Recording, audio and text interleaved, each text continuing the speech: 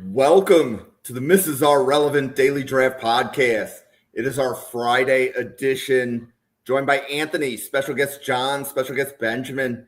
John, it is your first Draft Professor podcast. Welcome to the channel. Thanks for having me, man. You've been hitting me up, it feels like, for the last year or so, and we just never made it work. But glad to be on and talk about this matchup. You know, you were like, hey, let's pick a game, and I'm like, well, that one looks fun. Let's talk about that one. So I'm glad we're getting on to talk Miami, Florida. I think there's a lot of talent, both sides of the ball, both teams that are definitely worth talking about. So it's gonna be a good one. Benjamin, your second time on the channel. It's definitely been a while. It's good to see you again. How are you?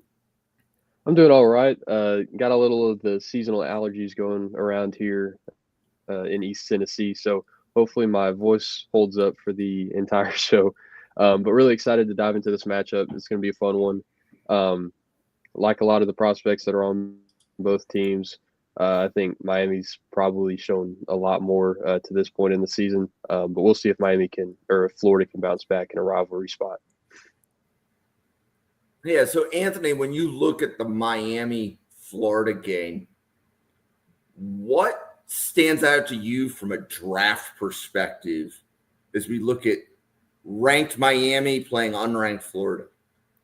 Yeah, so I think the bulk of NFL draft talent that we're going to see in this game is going to be on Miami's defense. I think that's if you had to pick which offense or defense is the most talented of the four, I would probably say Miami's defense is full of guys that, are going to be in the draft conversation at least. I mean, obviously, Ruben Bain is arguably been the best player in college football this season and for any team.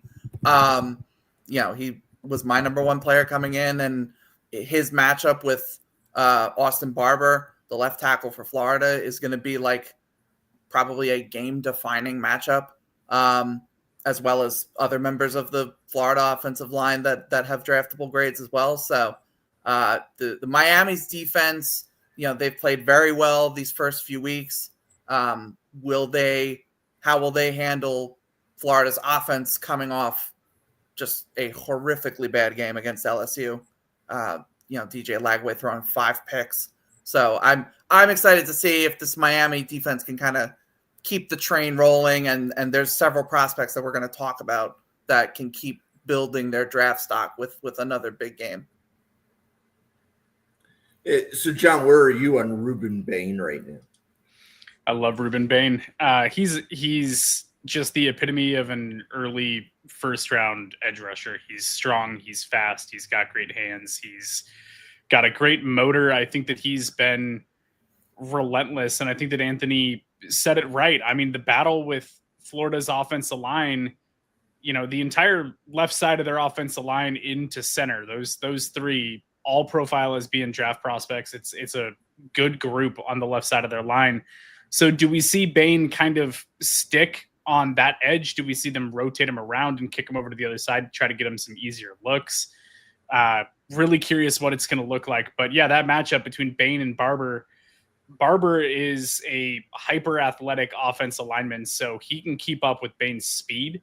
I think it's a matter of, can he keep up with Bain's power and strength? That kind of stands out to me as kind of one of the defining matchups of that head-to-head. But yeah, Bain right now, if he keeps it up, if he goes against this Florida offensive line and, gets to the quarterback, gets to Beck, makes him uncomfortable, gets a sack, forces a turnover, stuff like that, I mean, his draft stock's just going to continue to be on a rocket. And Benjamin, how about you? Where are you on Ruben Bain? Like, how high do you have him? Coming out of the summer, he was my 3rd overall player, so just 2 spots behind Anthony. I love Ruben Bain. He's awesome. As a Titans fan, I would love if we were bad enough to be able to select him. We definitely need some help in that edge room. But he's just an absolute bull in a china shop in the best kind of way. He's explosive off the ball. I think he's got the best bull rush in this class. I definitely think he's the best power rusher in this class. You never see his hands not being active. He's got active, violent, heavy hands. I think he counters well with some dip and rips. on the inside of offensive tackles. He even flashes a swim move from time to time. He's already got a 16.7% pressure rate so far in 2025.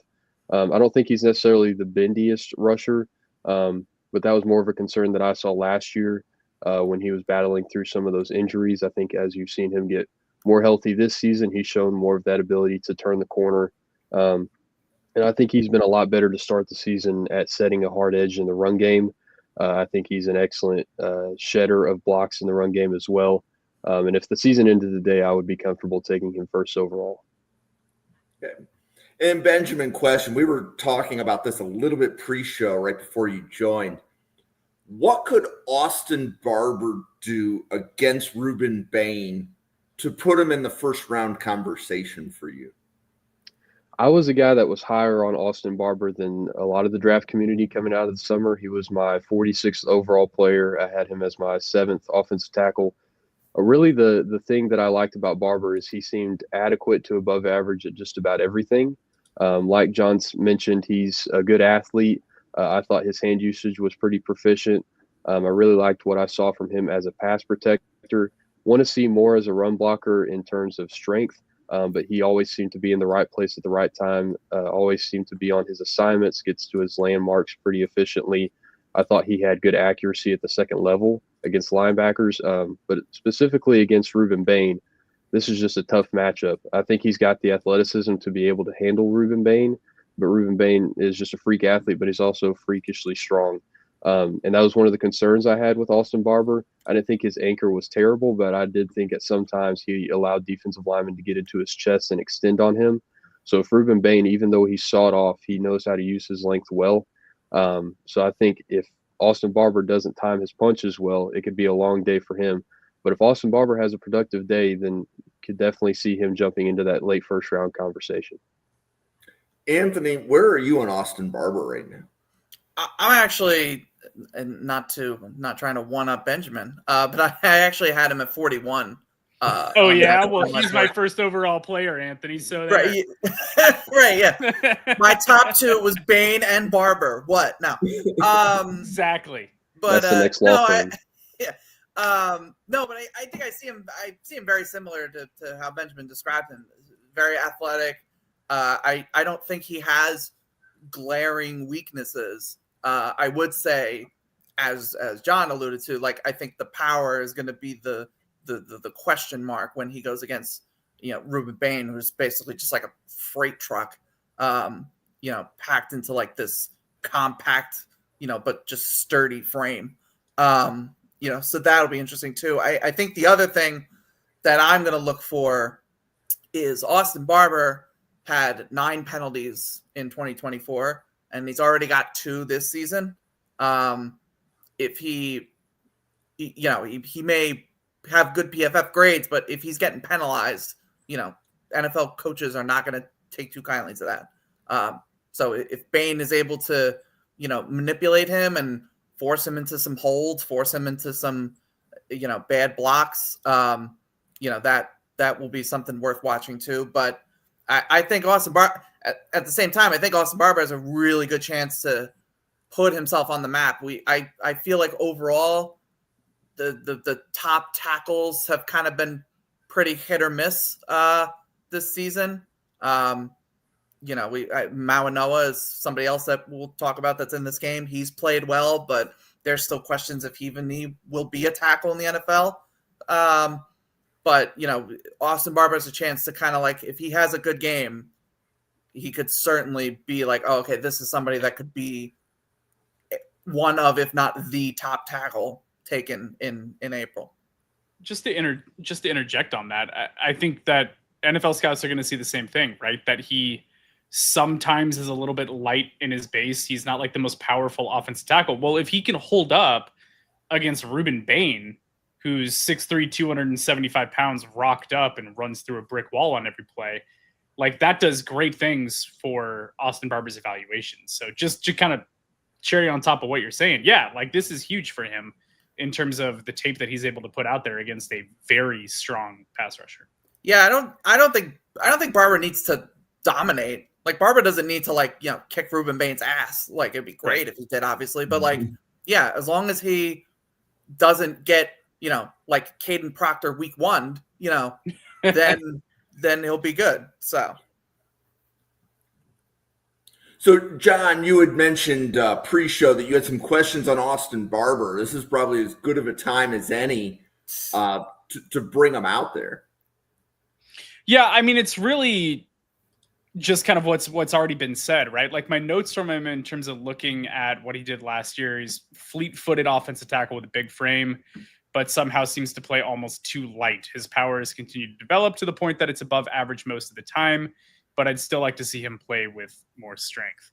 That's just where, to me, it's got to show up. I agree with what Benjamin was saying. He's like average or above average, if not obvious strength in pretty much all categories. Like he's a really good offensive tackle prospect, but in order to kind of catapult himself into the, middle of round 1 conversation, does he have the power? Does he have the consistency in his hands and his hand placement, especially going up, against Ruben Bain to kind of warrant that draft selection?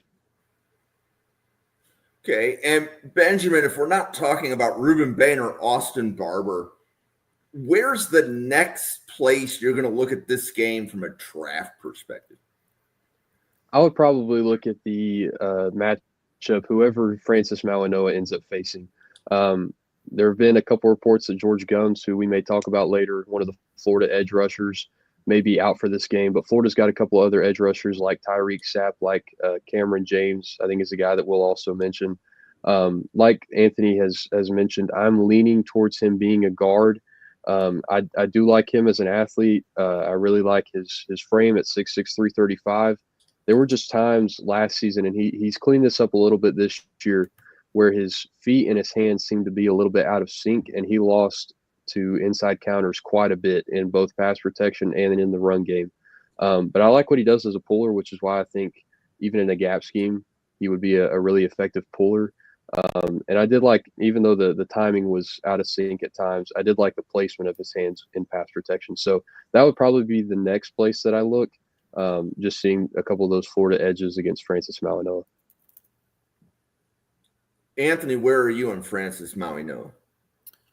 So I also had him kind of actually in the similar boat to Barber. Mauigoa was 45 on my summer scouting board. And I agree with Benjamin. I also see him as a guard.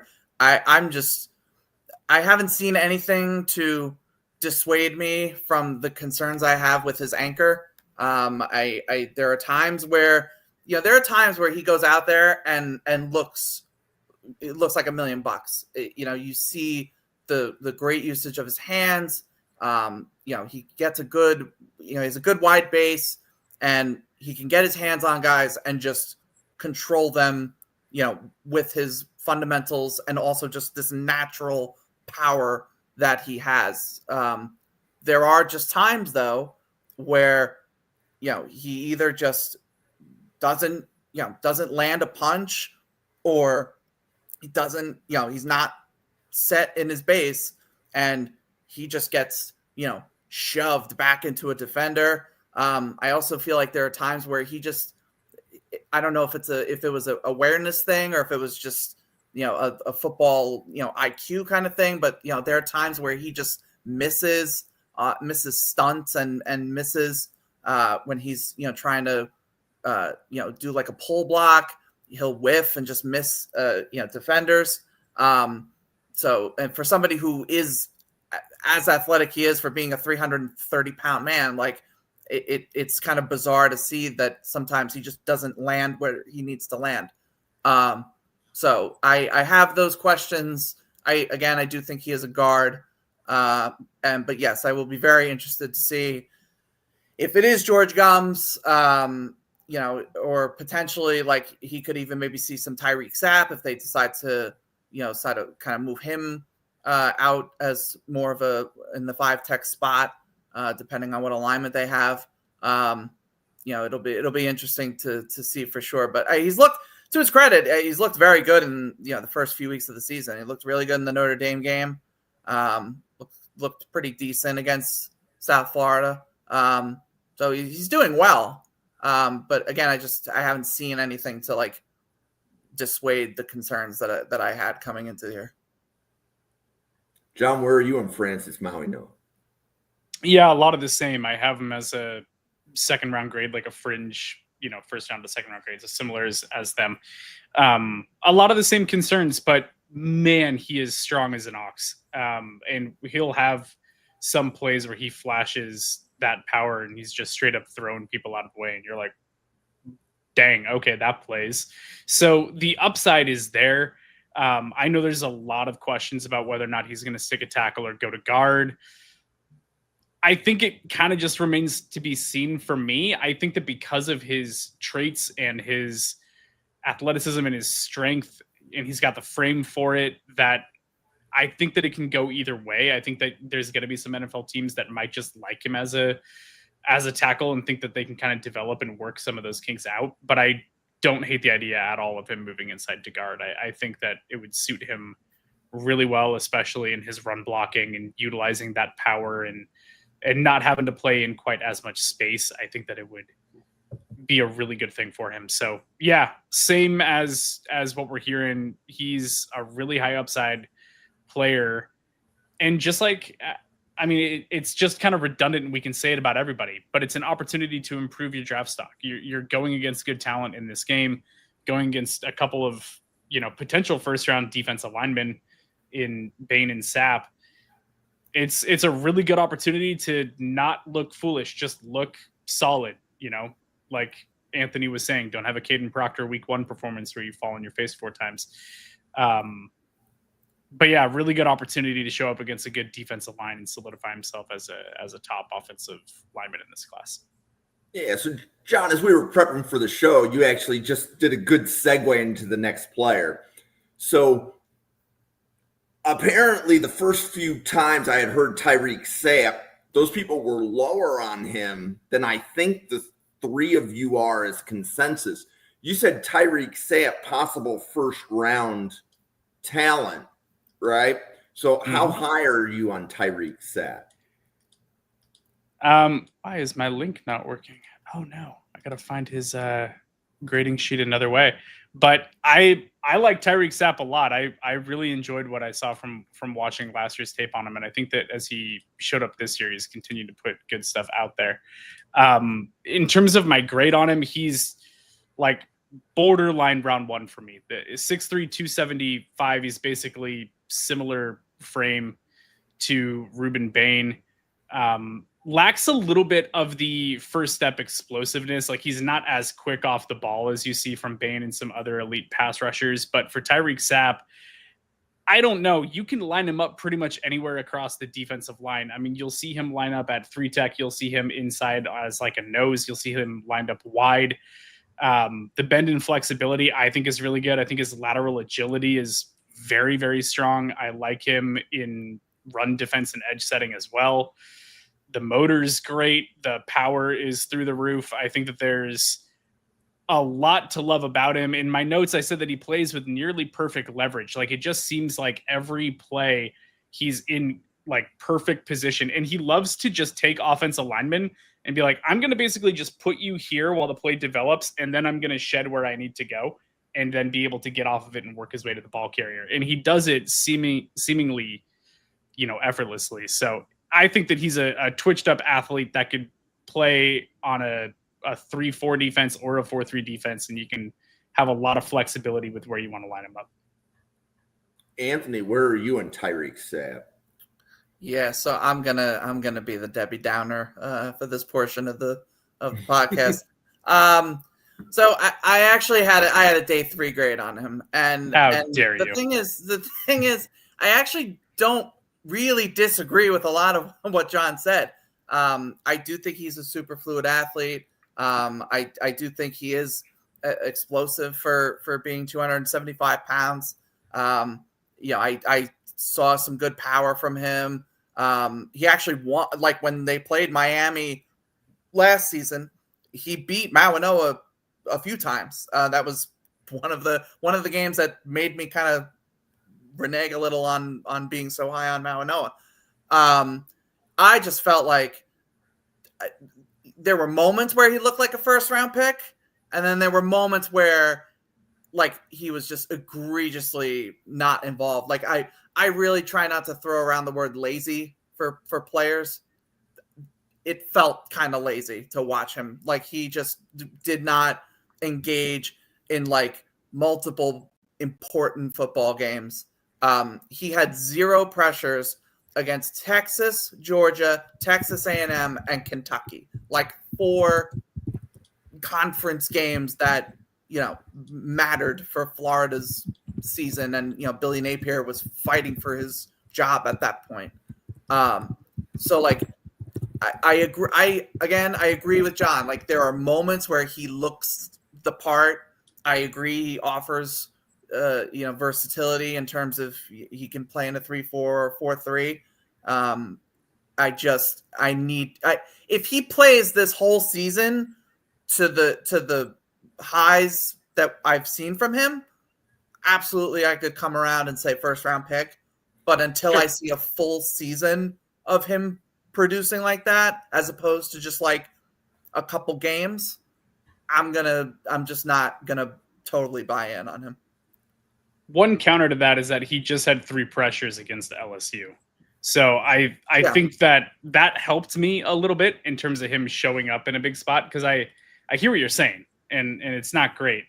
And like, listen, you're talking to a Buffalo Bill fan. I know all about defensive linemen disappearing when it matters, and it pisses me off. Mm-hmm. So it does matter. I want to see the consistency this year too, but I think we still have a lot of time for him to put a lot of good tape out there and show some consistency and stuff like that. So in terms of grading, you know, a full year prior to the draft cycle, I think you have to go a little bit on traits and a little bit on grading the flashes. So I think that I just tend to lean that way in terms of where I'm grading, and things can shake out up or down over the course of this year based on what we see. So I think it might just be kind of a difference in the grading process for you and I a little bit. Yeah, for sure. And I don't, again, like I think everything you're saying is totally valid.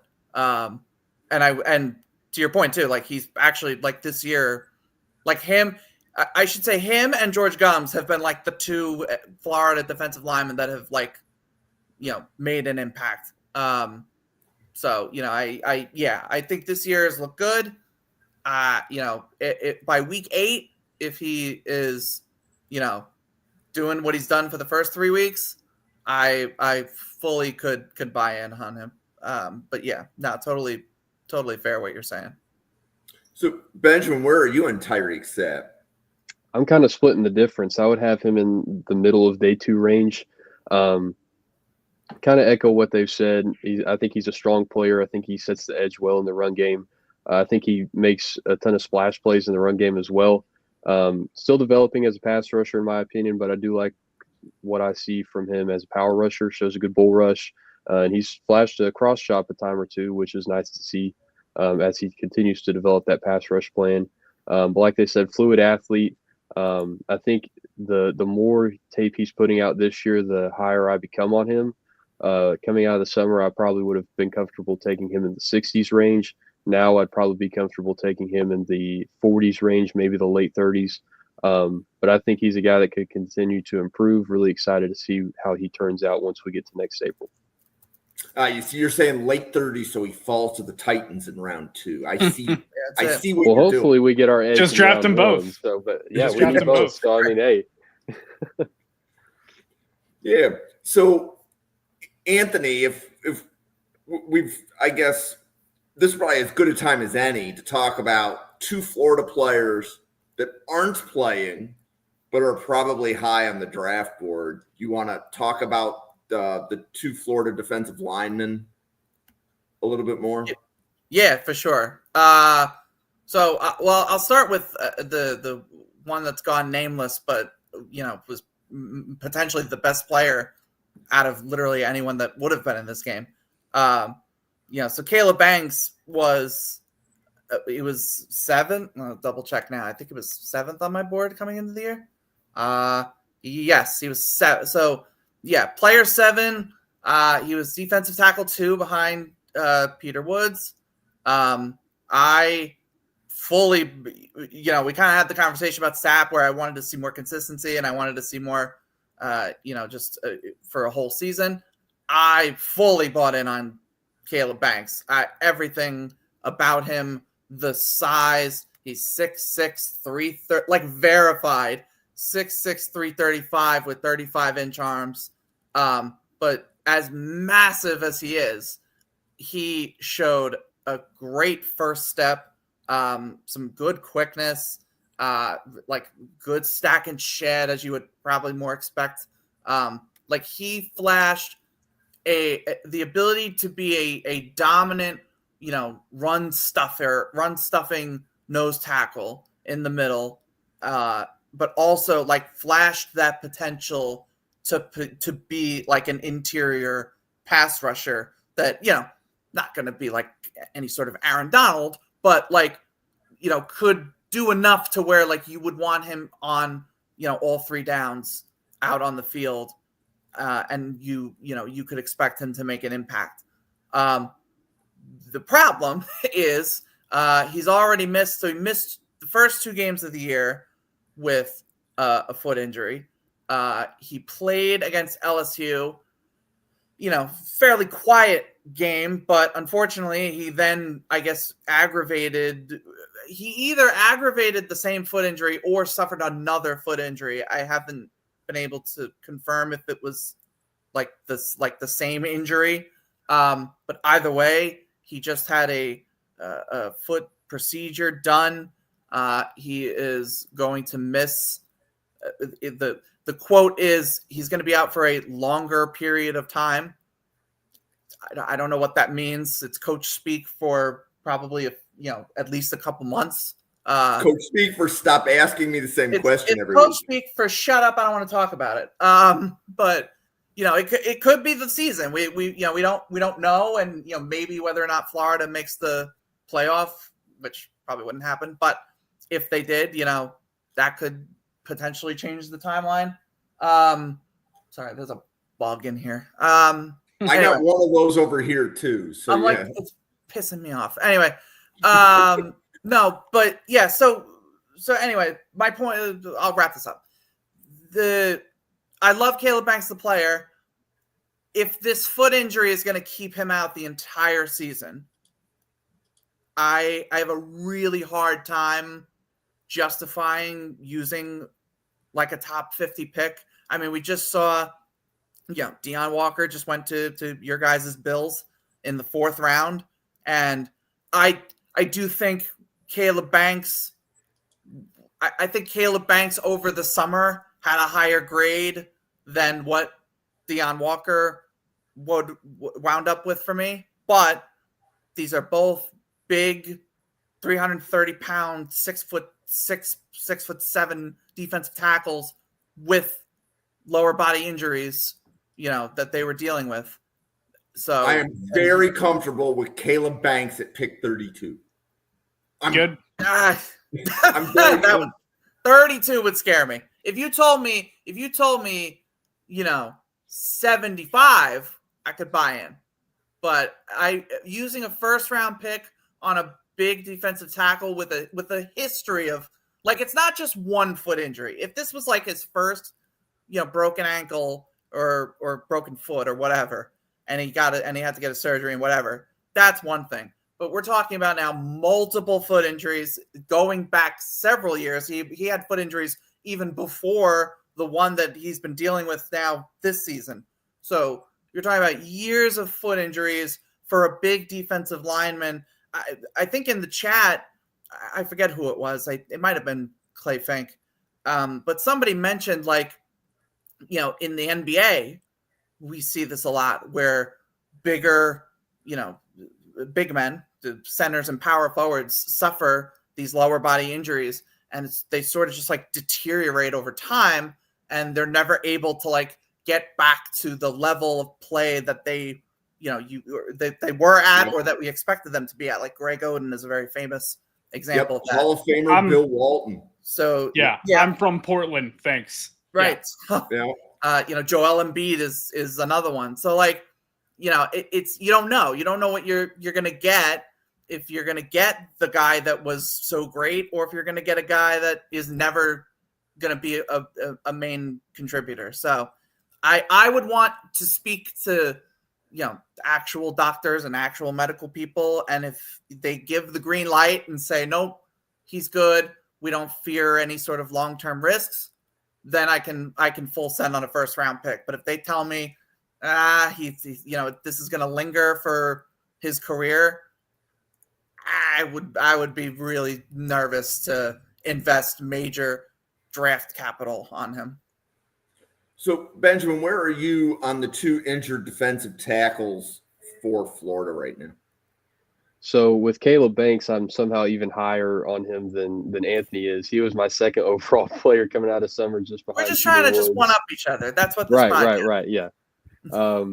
But talking about the injury real quick, I would agree with that. There's a lot of athletic stress being put on the feet of Caleb Banks with the type of movements that he's capable of doing.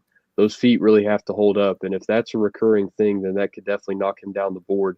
But as for him as a player, when he's healthy, he's insanely quick off the ball. He plays with excellent length.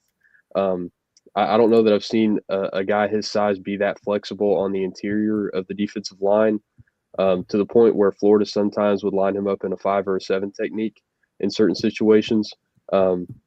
I think his hands are relentless. He's got really quick hands, able to replace and counter. His swim move was probably the best I saw over the summer, maybe up there with Peter Woods. Peter Woods was really good too.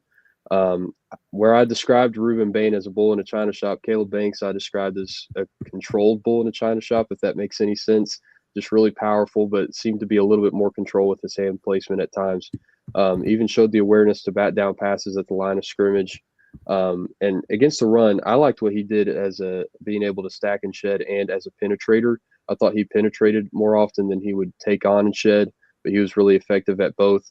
But again, with the injury, really tosses that question up into the air of, if he doesn't play again this season, where are you comfortable taking him? I would be comfortable taking him in the latter part of round 1, but I certainly wouldn't knock a team if he's towards the back end of that top 50, even outside of the top 50, because you just don't know. Coming into the season, I think a lot of people had him at age 24. I don't know if that's 24. I've seen 22 as well. So it could be an older player, could be a guy that's normal age for a senior. But this is his last year. So this was the year that if he was going to put it all together, this would have been the year. So hopefully he can make his way back at some point at the end of the season. But with how Florida's season's going, if he's got an agent, probably would advise him to not risk anything at that point.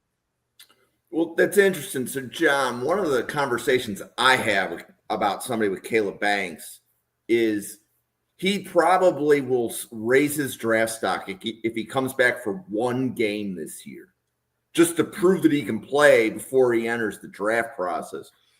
What do you think of that, and where are you overall on Caleb Banks right now? I mean, a great talent.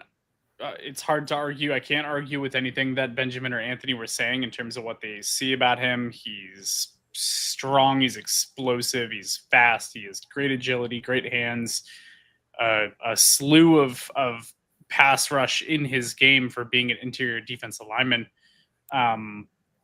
Just a tremendous player. The health makes it a giant question mark. And with these things, you have no idea how the NFL is going to look at it. You have no idea what's going to happen on draft night, if he's going to be a top 10 pick or if he's going to fall to day 3.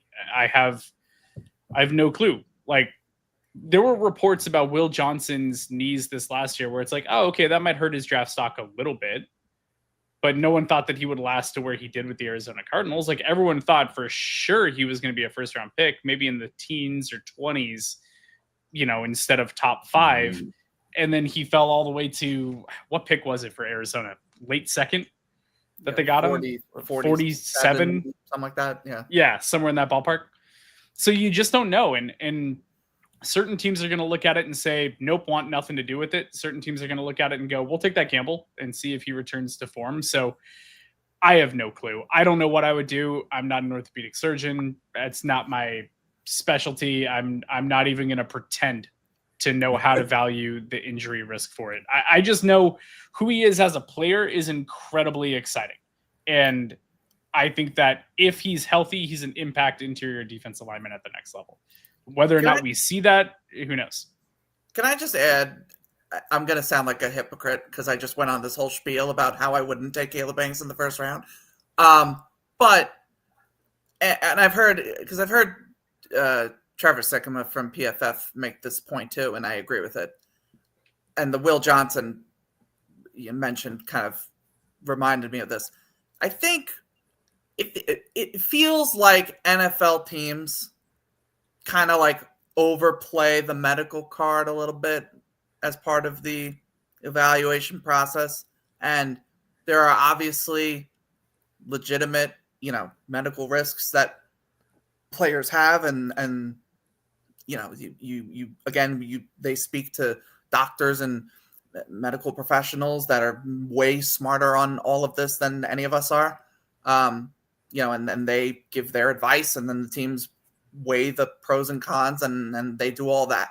And it's a very, it's a difficult decision that they have to make. But it feels like there are several examples of players that have these, questionable medical histories, and they fall in the draft, and then they go to a team and they play exceptionally well. Will Johnson has looked pretty solid in his first couple weeks. Michael Penix had a slew of injuries in his collegiate career, and now he's the Falcons franchise quarterback. It feels like Jalen Smith, the Notre Dame to Cowboys linebacker. He had a horrible knee injury that sent him to the second round, and he wound up being a pretty solid contributor for them. It feels like sometimes it's warranted, but other times we overplay how much medical history should factor into a player's draft stock. And I'm not even, it's tough to just easily say like, oh, well, F the medical report. Let's just take Caleb Banks and not worry about it. I'm sitting here telling you I wouldn't use a first round pick, but it feels like sometimes we got to just take a step back and remember how good these players can be if they stay healthy, and maybe just kind of, put a little more on the scale with that rather than just, worrying about what they could be if they get hurt. And then we decide to pass on him for a player that is like a clear step down from them. So you're a Jets fan. Let me ask you this. Caleb Banks falls into the Buffalo Bills' laps in the late first and they take him. How do you feel? I don't feel great because I know that if he works out, the Bills' defense is significantly better than it is right now. Right. So, but at the same token, if the Jets take him in, the early second round, because that's where we'll be picking, we take him at 36 or whatever, and we think, oh, well, we got him and Quinnen, like they're going to be the pair. And then week one, he goes out and he gets a stress foot fracture.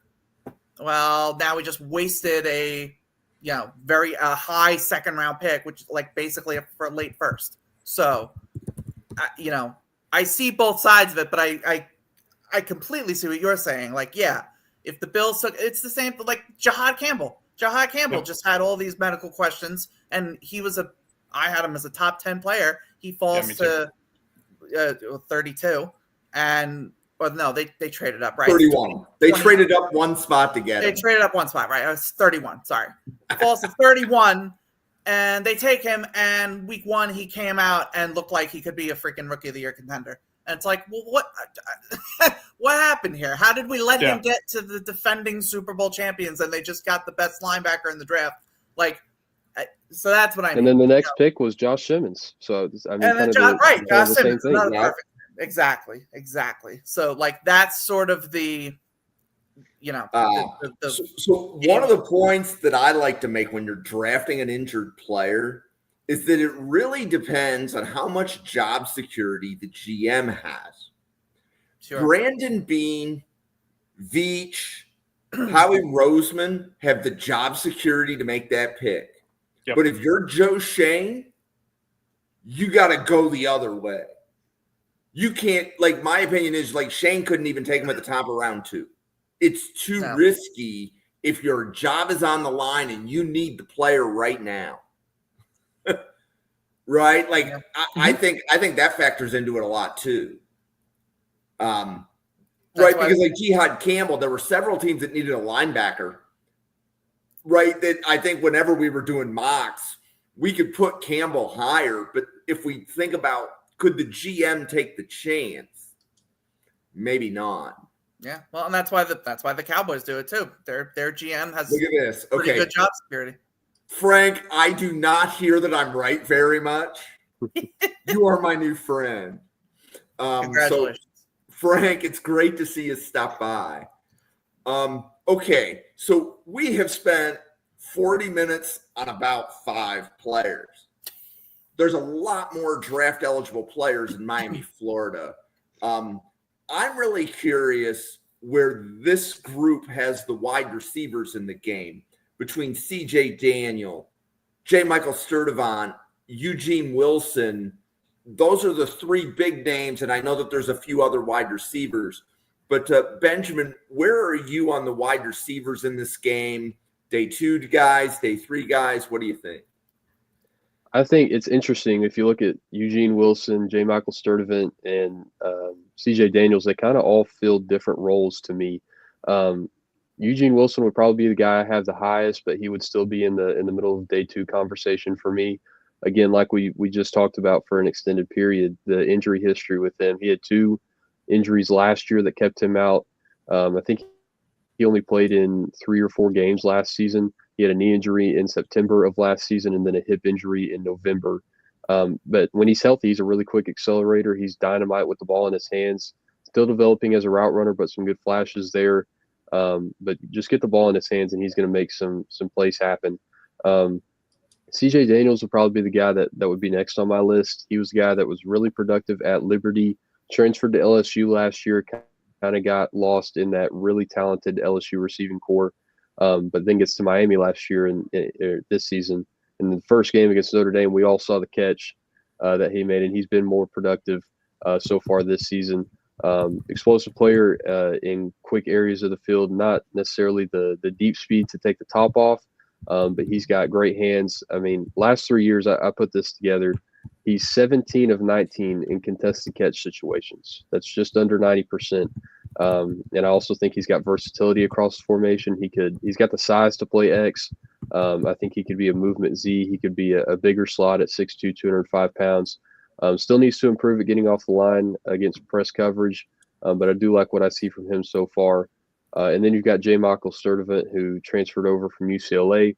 I know a lot of the guys in the Draft Professor chat were really high on him. I wasn't quite as high, but I did see the appeal, him being 6'3", 213 pounds, true height, weight, speed kind of profile, still improving as a route runner, still improving his hands. His drop rate has been a bit of a concern throughout his college career so far. I believe it's above 10% for his entire career, but has shown good strength in contested catch situations, but still developing some of the fine-tuning aspects of his game as a wide receiver.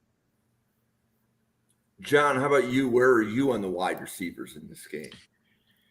I'll keep it fairly brief for brevity's sake. I think all 3 of these guys, to me, check in as day 3 wide receivers. UG Wilson, to me, is a kind of shifty gadget slot guy that I don't think carves out that big of a role at the next level, but has some packages that he can probably get in on.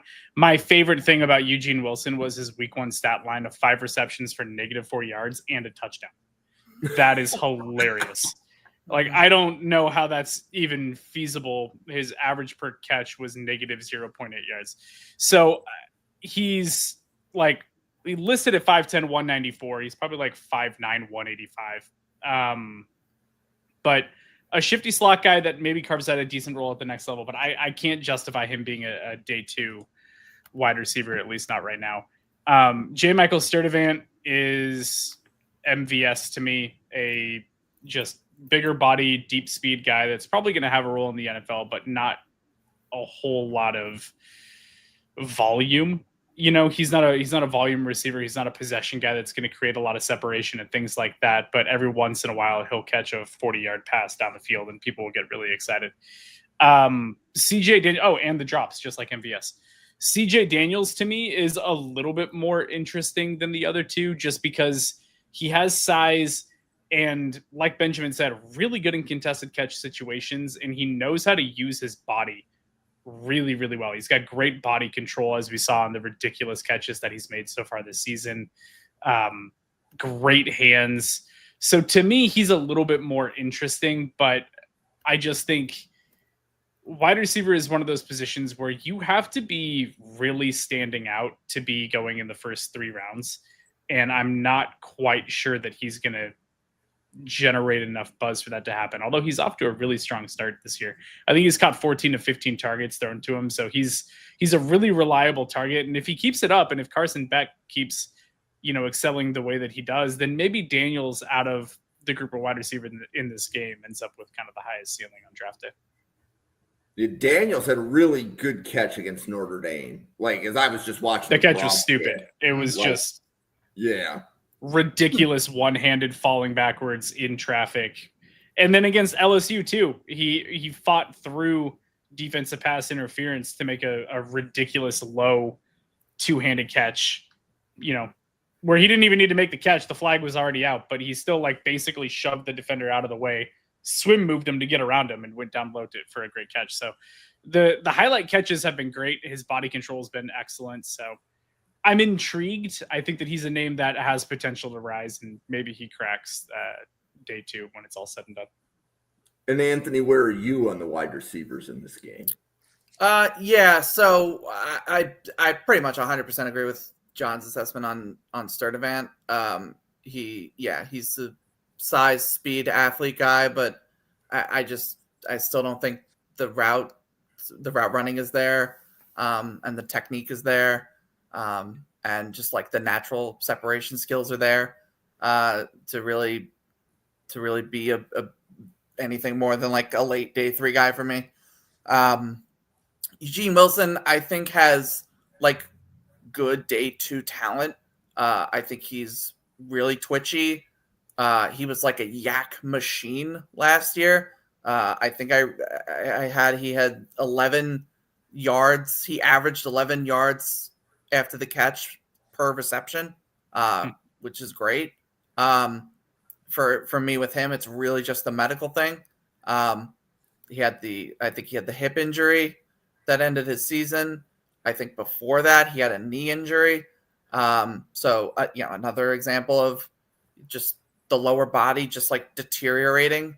And that's really scary for someone who, it would be for any wide receiver, but especially a guy who relies on quickness and separation, twitchiness to be effective. I think that's a big concern. But if he plays a full season, I'm fully, I could fully be into him as a day 2 guy. And then Daniels is interesting. This is somebody he's a 6th-year senior. I don't know if people realize that. He spent basically an entire collegiate career at Liberty, then transferred to LSU last year. Didn't really do a ton. He was a kind of contributor, but nothing major. Now he's in Miami and has just put on an absolute show these first few weeks. The catch against Notre Dame, the catch against LSU, even Bethune-Cookman had a couple nice catches. CJ Daniels, I think, is really a very interesting, potential X receiver that could also be versatile and line up in the slot. I think Benjamin alluded to that too. So I want to see more, just from a standpoint of I want to see him produce like this for more than just 3 games before I say I'm going to take him top 50. But if he does play like this for a full season, then I could actually see him being a potential top 50 player, because he's doing some really good stuff. Okay, so we still have a lot of players left to cover. But why don't we pause for a quick podcaster identification section? Benjamin, you worked with Drew Beatty, right? Yes, sir. Yeah, so Drew stopped podcasting. He moved on to bigger and better things, but it's good that we're able to kind of switch, trade you and Drew out. But do you want to let everybody know about all of the football content that you make and where people can follow and find you? Absolutely. And shout out to Drew. He is absolutely skyrocketing up the ranks right now. He's writing for Paul Kaharski right now in Nashville, which is great. But as for me, I'm with Fantasy Trading Room. I'm the lead draft analyst for them. We have a YouTube channel called NFL Trading Room. Right now, we're posting weekly quarterback breakdowns. We've done Aiden Childs a lot. We've done Garrett Nussmeier.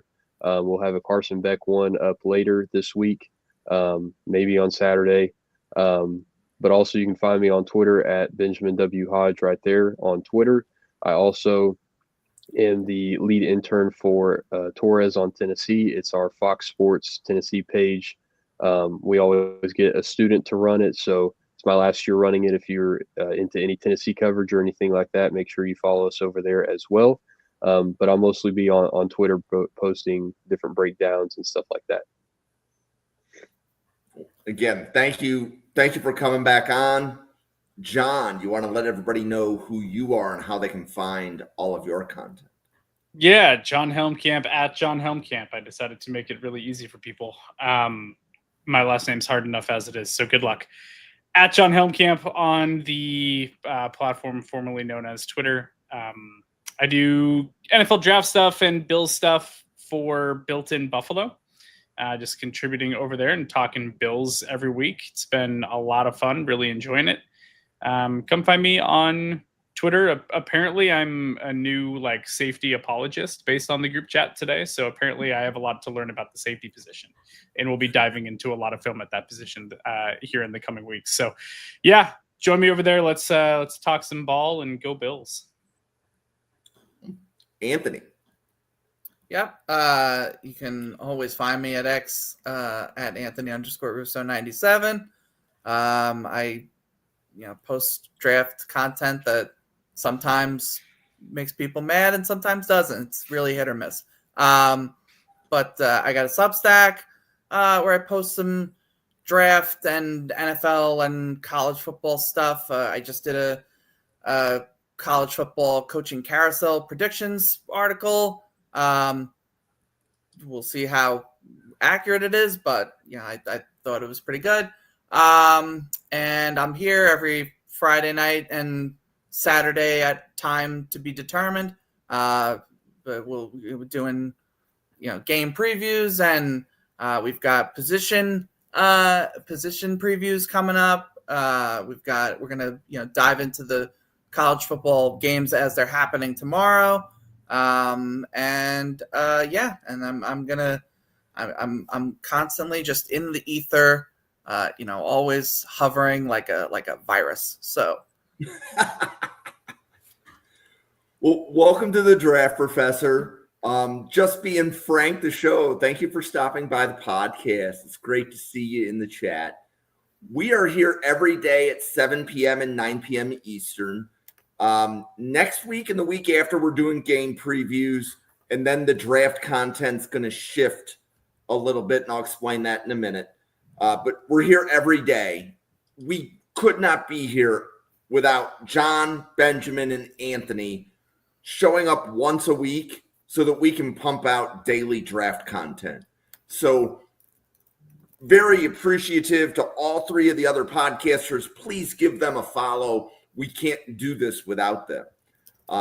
That being said, what's going to happen starting the second week of October is each podcast is going to get a position, and they're going to start dissecting it. So this time slot on Friday, we're going to start with tight ends. So you're going to see Anthony, EJ, Sam Teets, and Max Toscano break down the top 24 tight ends as we've identified right now. And then when they're done with tight ends, it's going to be Anthony, James Foster, and Sam Teets breaking down the linebacker class, and they'll break down the top 24 linebackers. We have Anthony will be there Saturday morning. He'll be breaking down offensive line. You want wide receiver? that's Tuesday and Wednesday. You want defensive line, that's going to be Sunday, Monday, and Wednesday, right? So different podcasts covering different positions. We will break down the draft class starting the second week of October. 8 players per podcast.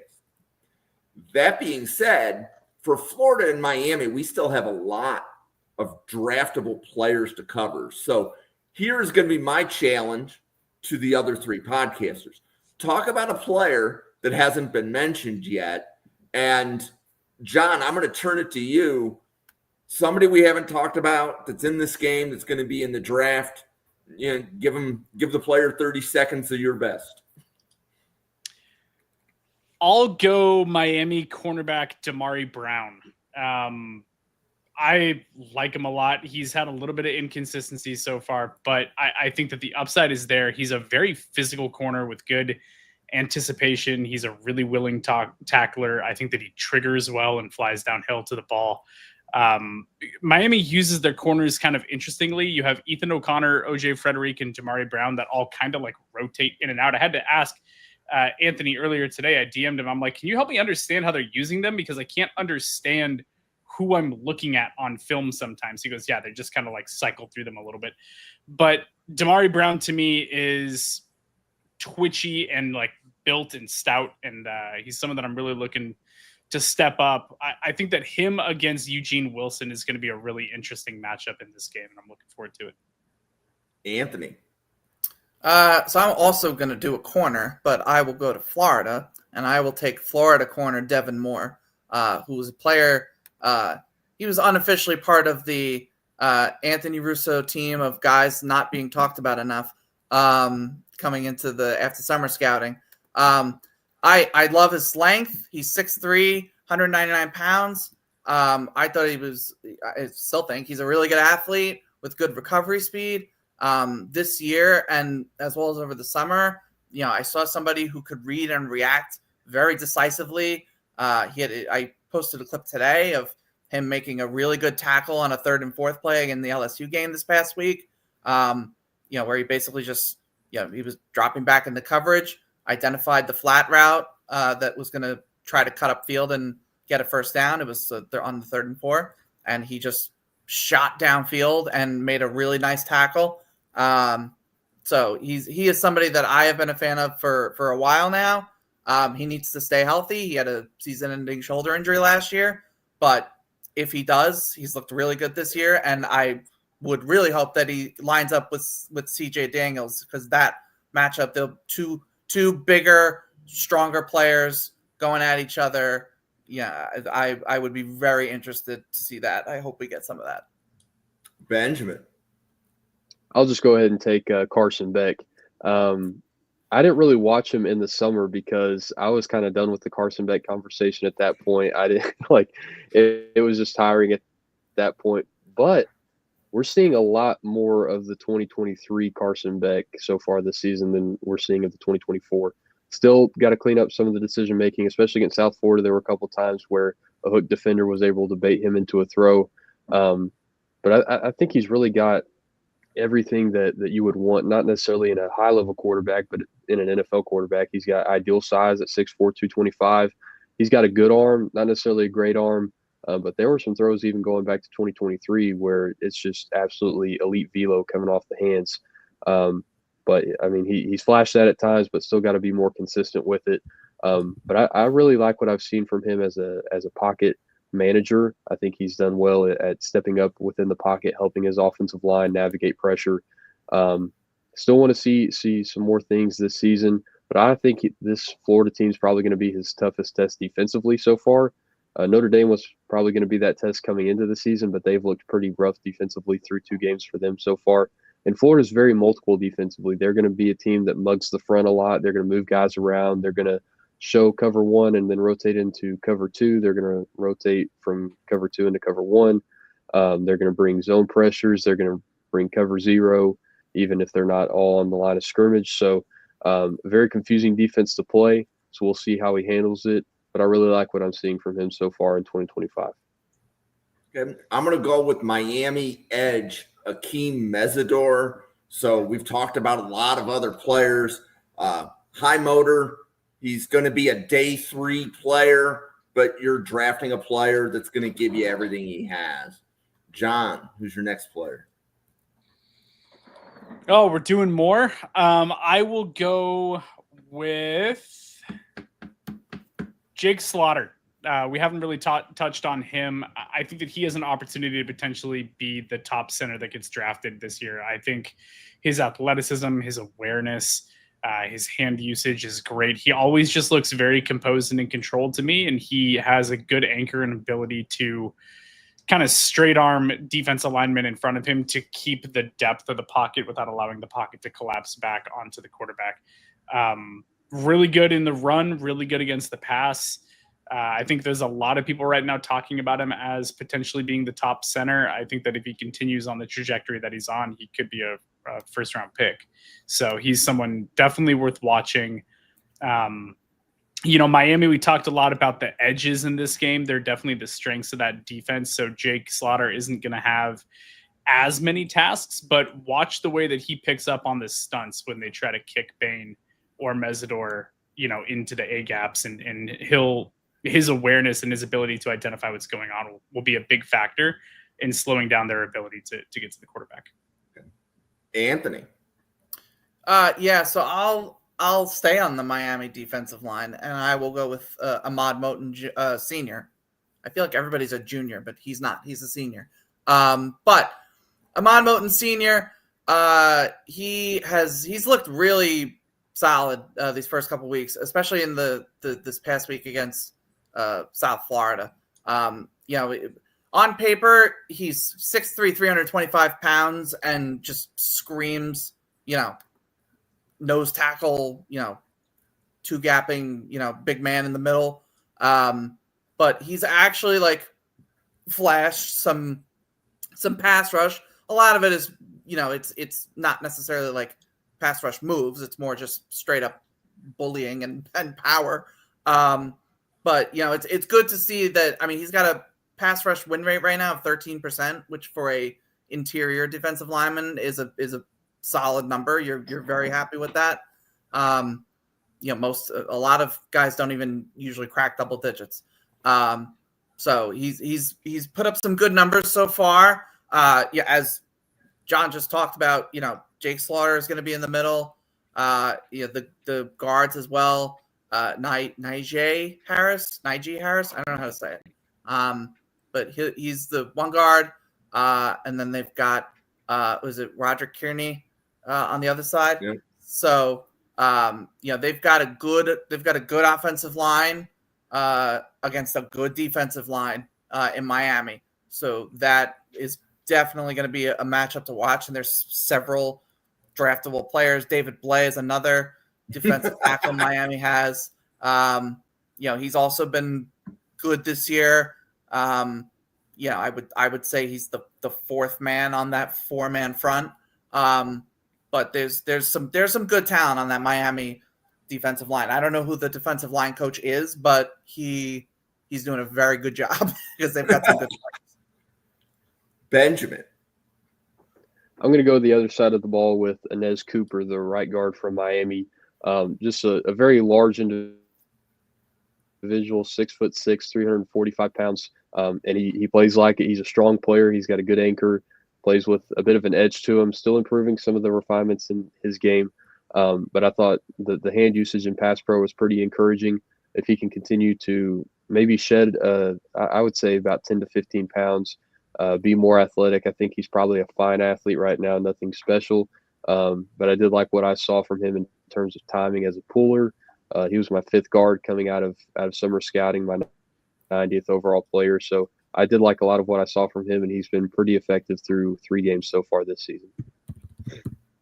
So I will close the podcast down with running back Mark Fletcher from Miami. So he's probably going to be pushing to be one of the 10 best running backs in this draft class.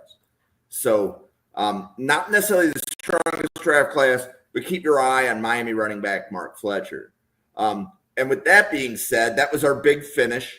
And Anthony, thank you for covering like 5 players in like one segment. That definitely sped up the end. So thank you.